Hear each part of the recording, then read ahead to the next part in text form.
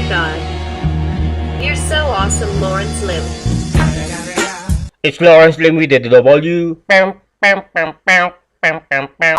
May lalaki na nakapulot ng lumang bote sa dalampasigan.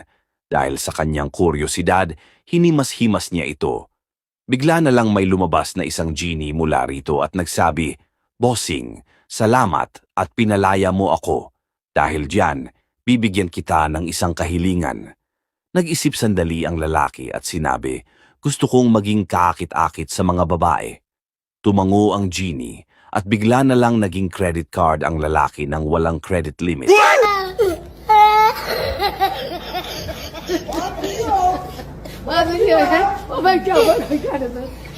Sa isang emergency room, dumating ang isang pasyente na nagrereklamo dahil sa sobrang sakit ng likod nito.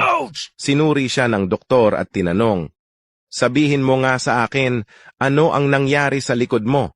Sumagot ang pasyente, "Doc, nagtatrabaho po ako sa isang lokal na nightclub. Umuwi po ako sa apartment ko ng maaga para sorpresahin si Mrs. May narinig akong ingay sa kwarto namin.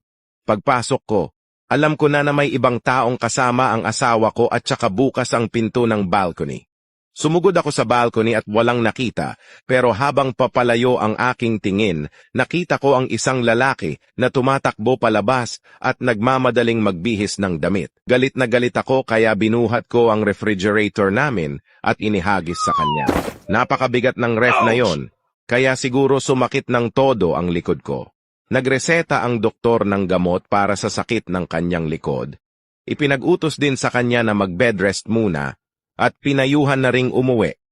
Noong bandang hapon ng araw din na iyon, dumating ang pangalawang pasyente at mukhang nasangkot ito sa isang car crash. Sinabi ng doktor, "Yung pasyente ko kanina malubha ang tama sa likod, pero mukhang mas malala ang tama mo. Ano ba talaga ang nangyari sa iyo?" Sumagot ang lalaki, "Alam mo, Dok, matagal na po akong walang trabaho. Ngayon ang unang araw ko sa bago kong trabaho. Nakalimutan kong iset ang alarm ko kaya na late ako ng sobra. Habang tumatakbo ako palabas ng apartment building at nagmamadaling magbihis ng damit, hindi ko sukat akalain na may mahuhulog sa akin na refrigerator. Hindi ko alam kung paano nangyari na nahulog sa akin ang ref o kung saan lupalop ito nanggaling. Napaisip ang doktor kung konektado ba ito sa lalaking na unang nagpa-check up o kwento-kwento lamang, pero sinabihan pa rin niya ang pasyente na magpa-x-ray muna. Mga ilang minuto lang ay may bagong pasyente na naman na dumating. Malubha rin ang tama ng lalaking ito. Nagulat ang doktor. Hindi niya maiwasang tanungin ang lalaki, "Oh, ano naman ang nangyari sa iyo?" Sumagot ang lalaki, Nagsimula ang lahat sa ganito, Doc. Nagtatago po ako sa loob ng refrigerator nang biglang may bumuhat dito at inihagis palabas ng apartment."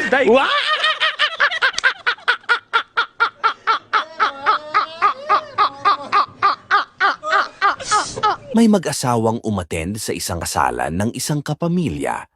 Habang nasa venue at nagkakasiyahan, kumuha ang lalaki ng 2 basong whiskey mula sa bar at inilapag ang isa sa harap ng kanyang asawa. "Ano ito?" tanong ng misis. "Di ba soft drinks ang hinihingi ko sa'yo?" "Huwag ka nang magtanong, basta inumin mo na lang yan," sabi ng mister. Kinuha ng misis ang baso at inamoy ito. Umasim ang pagmumukha nito dahil sa amoy. Pagkatapos ay tumikim ito ng kaunti at agad na napangiwi ang mukha. "Ew, ang pait. Nakakasuka naman yan," sigaw ng misis. "Exactly," sagot ng mister. "Akala mo ba nag-e-enjoy ako sa tuwing lumalabas ako gabi-gabi kasama ang tropa at umiinom niyan? Nagkakamali ka." Gago! I heard a rumor through the grapevine so bold. Lawrence Lim got a million stories untold. From green jokes, conspiracies, and edits with flair. You gotta follow him, baby, if you dare.